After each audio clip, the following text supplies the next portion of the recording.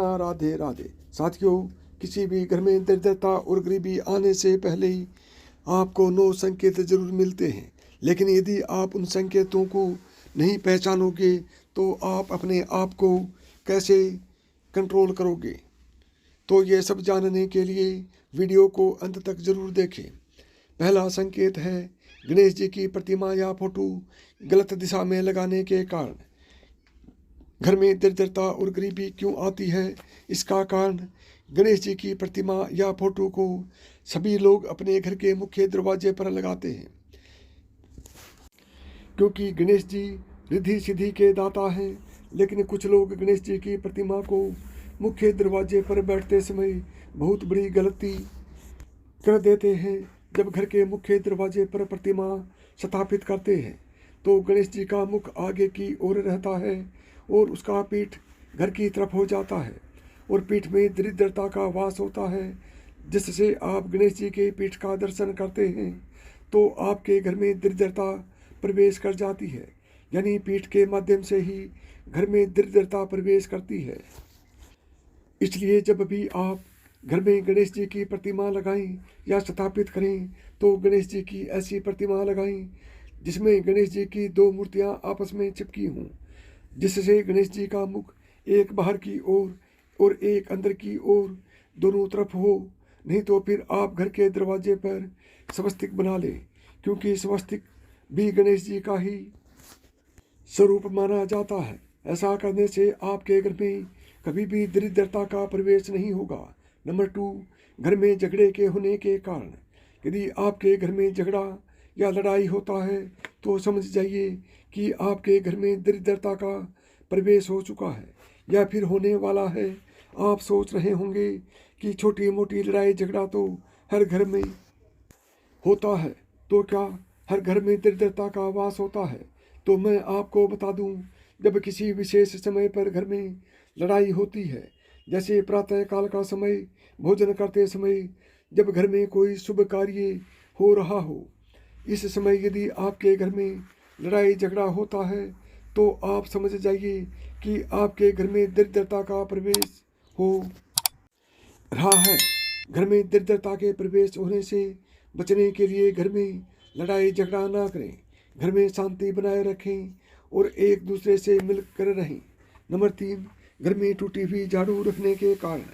जी हाँ दोस्तों, यदि आपके घर में टूटी हुई झाड़ू है तो आपके घर में दरिद्रता प्रवेश कर सकती है। ऐसा नहीं कि झाड़ू टूट गया या छोटा हो गया तो उसमें दरिद्रता आ जाएगी, लेकिन यदि आपको झाड़ू के सेक बाहर निकल रही हूँ, यह आपके झाड़ू से झाड़ू लगाने पर उनके कुछ अंश टूटकर बाहर निकलते हों, तो आपके घर में दरिद्रता आ सकती है, क्योंकि झाड़ू में माँ लक्ष्मी का वास होता है और झाड़ू लगाते समय उसकी सेकें निकलना, टूटकर बिखरना, यह अशुभ निशानी है। यानी आप अपने घर की लक्ष्मी को तोड़ कर बाहर कर रहे हैं और आपके घर में दरिद्रता प्रवेश कर रही है। इसलिए इस प्रकार की झाड़ू को आप बदल दें अथवा उसे मजबूती से बांध दें। नंबर 4, घर में लकड़ी के जाले आने के कारण। दोस्तों, आप अक्सर देखते होंगे कि घर में मकड़ी का जाला होता है और उसे हम अनदेखा कर देते हैं, लेकिन आपको पता है मकड़ी का जाल होने से दरिद्रता प्रवेश करती है, क्योंकि मकड़ी के जाल से नकारात्मक ऊर्जा का संचार होता है। और यदि आपके घर में मकड़ी का जाल है तो आप सतर्क हो जाइए, क्योंकि घर में जाल होना दरिद्रता की प्रवेश की निशानी है। इसलिए आप जब भी देखें कि आपके घर में मकड़ी का जाल है तो आप उसे तुरंत निकाल दें। नंबर 5, पति पत्नी को एक थाली में खाना खाने से शास्त्रों में बताया जाता है कि पति पत्नी को एक थाली में खाना खाने से घर में गरीबी और दरिद्रता आती है। जिस घर में पति और पत्नी एक थाली में एक साथ खाना खाते हैं उसे वास्तु दोष का पाप लगता है और उसके घर से लक्ष्मी चली जाती है और उसके घर में दरिद्रता का वास हो जाता है। उस घर में कभी भी कोई भी व्यक्ति सुख शांति से रह पाते हैं और हमेशा उस घर में लड़ाई झगड़ा होता है, अगर इस वास्तु दोष से बचना चाहते हैं तो कभी भी पति पत्नी को एक थाली में भोजन नहीं करना चाहिए।